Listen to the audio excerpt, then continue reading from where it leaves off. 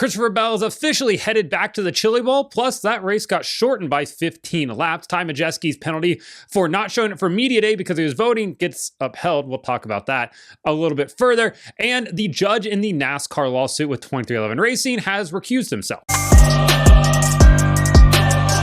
Welcome back to Break Hard. I'm Matt. You have 2 weeks until Christmas, so plan accordingly. Go buy your gifts if you need to do that if you celebrate. Let's get into today's news, though. We'll start off with Christopher Bell, who will be returning to the Chili Bowl in 2025. He missed the race in 24 and 23. He has not attended that event since 2022. He took a 2-year hiatus because Joe Gibbs Racing had a ban on dirt racing. That ban has now been lifted because Ty Gibbs wanted to go out and do some dirt racing, which means that Christopher Bell is now free to come back and race in the Chili Bowl, a race that he has won 3 times. He three-peated in it, actually. Bell, though, his announcement was predicated by, well, his teammate, Chase Briscoe, announcing that he would be going, that Christopher Bell, rather, would be going to the Chili Bowl. You know, the same way that Bell announced that Chase Briscoe would be going to Joe Gibbs Racing earlier this year. So a little bit of payback there. For Bell, though, he returns to this race at the Tulsa Expo Center looking for his 4th Golden Driller, his 4th win in this event. He, of course, did have a three-peat previously. He's coming back to try to make sure that Logan Seavey can't three-peat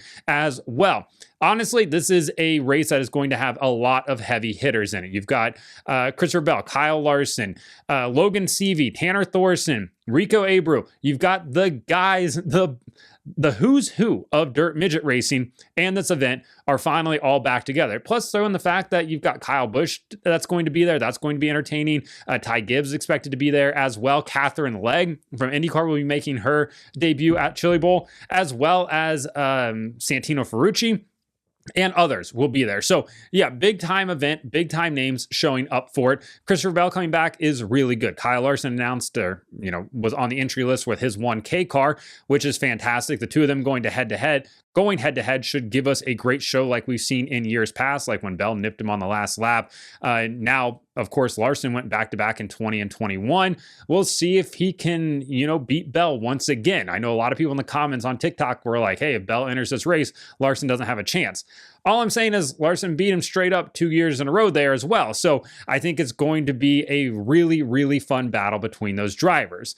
The race has been shortened from 55 laps down to 40 laps. So back in 2013, they extended the race from 40 laps to 55 laps. And there's a lot of thought behind this now that the track just gets too rubbered in. It gets too locked down at the end of the race, and shortening it to 40 laps will ensure that that doesn't happen. And it's going to create a real big sense of urgency amongst the guys at the front of the field for that. And honestly, I'm here for it. I know people are going to complain and be like, oh, we're losing 15 laps of racing. They're taking it away from us. Yeah, but it wasn't 15 good laps of racing. I'd rather have 40 great laps of racing than 55 okay laps of racing, or especially 40 great laps followed up by 15 bad laps of racing. So I'm totally fine with going down to 40. I think it's cool that the Hans listen to the drivers, listen to the teams and some of the other stakeholders and run like, yeah, no, this is the right thing to do in this situation. I'm glad all parties involved understood that, which is good for the sport. It's good for the fans. And hopefully we get an absolute banger in January at the Tulsa Expo Center, because yeah, I think that this race absolutely deserves it. And not to say we haven't had really good races in the last few years. I just think that 40 laps is probably the best way to go here. Now, we shorten the length of the race. Maybe we can shorten the length of the track prep time as well, because holy cow, does it take a while to do it there. I'm pretty sure I could fly to Tulsa and watch the feature in between the B and the A and the amount of time that in some years that it takes to prep that track. So that's maybe the next thing they should probably focus on. All right, let's talk about the Ty Majeski penalty, because it was upheld on Wednesday by the National Motorsports Appeals Panel. What did he get the penalty for? Well, if you remember back to championship weekend, leading up to championship weekend, on that Tuesday was NASCAR Championship for Media Day in Charlotte for the Truck Series. Ty Majeski was absent from that. He was not there. He was back in his home state of Wisconsin voting because it was the presidential election, which honestly makes sense. That's why he was going to be there.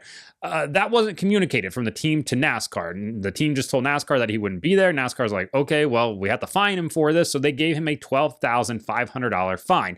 Everybody was like, he's doing his civic duty. You can't sue him for, or you can't sue him. You can't penalize him for this. He can sue you for it, blah, blah, blah. Okay, they can penalize him. He's not going to sue them. all of it kind of comes down to a miscommunication from the team to NASCAR in this situation.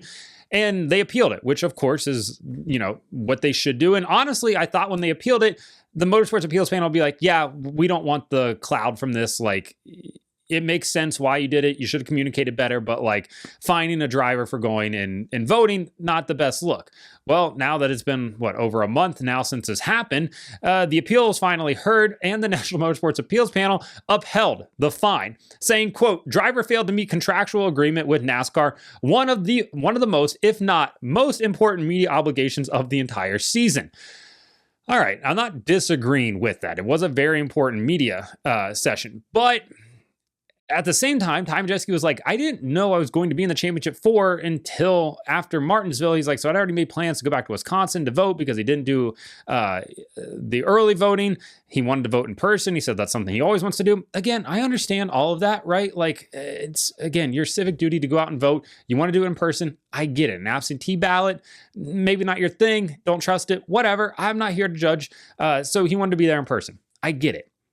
I just feel like maybe just letting this penalty go would be fine. I get it. You don't want to set a precedent. You don't want people to be like, well, you let Ty miss it for voting. I had to go to, X, Y, and Z. And then, NASCAR now is like, well, if we're going to let him vote, we got to let these people do that. But I think when it comes down to voting, like, that's something everybody should be encouraged to do. And I don't know if it should cost you $12,500 for missing media obligations for a truck race where Fox just did a terrible job of even presenting it. So, yeah, I'm up in the air on this. On one hand, I understand it. You got to be there for your obligations. NASCAR wants you there. It's for the championship race. I understand all that. On the other hand, I get wanting to go vote. Was the fine worth it?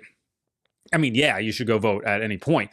But I don't think that the punishment fits the crime in this situation. But hey, maybe we'll fix it 4 years from now and have a better solution for it if it happens again.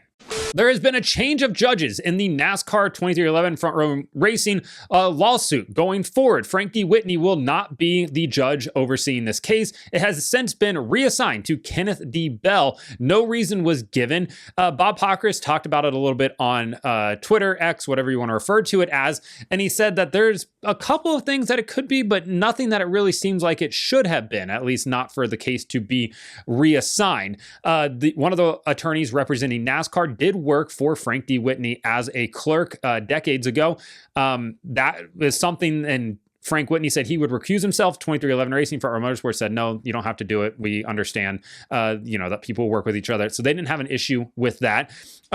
Whitney also was part of a case that Michael Jordan was involved in as well and called him to testify in that case. But again, we're talking about decades ago going forward. So I just don't really understand what the decision was to reassign this case to a different judge. Maybe there's something else going on. Maybe he had some ties with NASCAR that weren't disclosed. Maybe he wasn't aware of some ties that his family had to NASCAR. Who knows at this point, or to any of the parties involved. But it is interesting to see it change because Frank Whitney was pretty stern in what he was saying about the teams not presenting anything of substance back when he denied their first request for an injunction. Now, of course, the teams are filing their second request for an injunction. We'll have to wait for that hearing to happen. But with a new judge sitting there and a new set of eyes, essentially, and a new thought process going forward, maybe they have a better chance. I'm not really sure how this judge is going to rule on this. Obviously, Frank Whitney, his whole thing was telling the teams, listen, you're dealing in hypotheticals here. You're not dealing in anything of substance. You need to come to me with firm numbers saying that you will lose Tyler Reddick. You will lose the sponsor. You will lose X amount of dollars if you don't have these charters. And that's one thing the teams had not been doing up to that point. All the teams have been saying is, we could lose Tyler Reddick. We could lose sponsorship. We could lose lots of money, not presenting anything of, firm value. Now, of course, the teams did resubmit their request for an injunction, and they said that they have new evidence. And I think a lot of it probably stems behind the charters that they would like to purchase from Stewart-Haas Racing, as well as maybe the Riley Herbst deal and sponsorship that goes along with that.